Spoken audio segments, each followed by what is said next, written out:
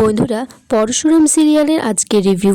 তটিনী বলছে, আমি মানছি আমার ছেলের সাথে খুব অন্যায় হয়েছে, কিন্তু আজকের পর থেকে আমি যা করেছি আমার পরিবার, আমার মা বাবা কোনো সম্পর্ক রাখবে না আমার সাথে। কালকে হয়তো বড় বড় হেডলাইন হবে পেপারে, অ্যাডভোকেট নন্দিনী গাঙ্গুলি, আর আমিও মা হিসেবে অনেক অ্যাপ্রিসিয়েট পাবো, কিন্তু ভিতরে ভিতরে ক্ষয়ে যাব। পরশুরাম বলছে, তুমি চিন্তা করো না, আমি আছি।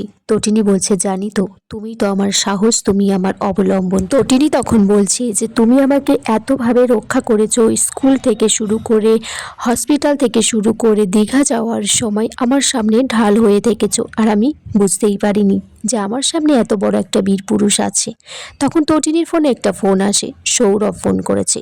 সৌরভ বলছে যে আপনাকে যে গুলিবিদ্ধ করেছিল সে আর কেউ নয়, আপনারই স্বামী পরশুরাম। পরশুরাম তখন তটিনীর কাছে জানতে চাই যে কে ফোন করেছে। তটিনী কিছু না বলে সেখান থেকে চলে যায়, বলে আমার ওয়াশরুমে যাওয়ার আছে।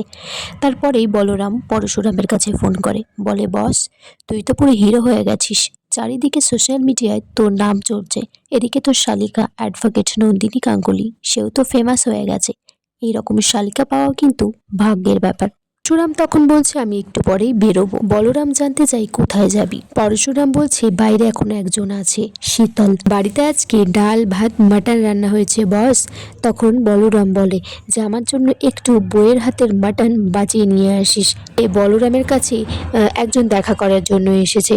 দেখা যায় তটিনী এসেছে নিজে। তখন বলরাম বলছে, ম্যাডাম আপনি এখানে বসুন, চা কফি কিছু খাবেন তো? বলছে, না না, এগুলো কিছু আমার লাগবে না। বলছে, পরশুরামের সাথেই কথা হচ্ছিল, দ্য গ্রেট পরশুরাম। তটিনী তখন বলরামকে বলছে যে আমি যে এখানে এসেছি উনি যেন জানতে না পারে। বলরাম বলছে, কিন্তু আমি তো জানি যে তটিনী গাঙ্গুলি পরশুরামের কাছ থেকে কিছু গোপন করে না, আবার পরশুরামও তটিনীর কাছ থেকে কিছু গোপন করে না। তটিনী তখন বলছে যে কিন্তু ও তো গোপন করেছিল যে ও পরশুরাম, আমি যদি একটা জিনিস গোপন করি তাহলে কিছু হবে না।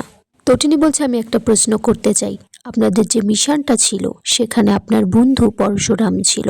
বলরাম বলছে, হ্যাঁ, সৌরভ, মায়া, আমরা সবাই ছিলাম।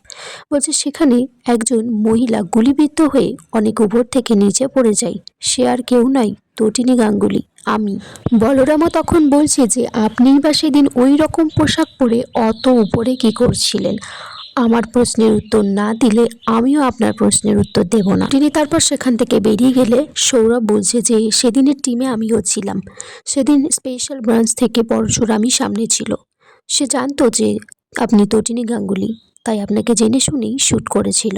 এছাড়াও ওর একটা প্রাক্তন প্রেমিকা আছে, তার নাম শিকি, ও কলেজের ফ্রেন্ড। যে চেনেন না পরশুরামকে, ও একটা ঝানুমাল।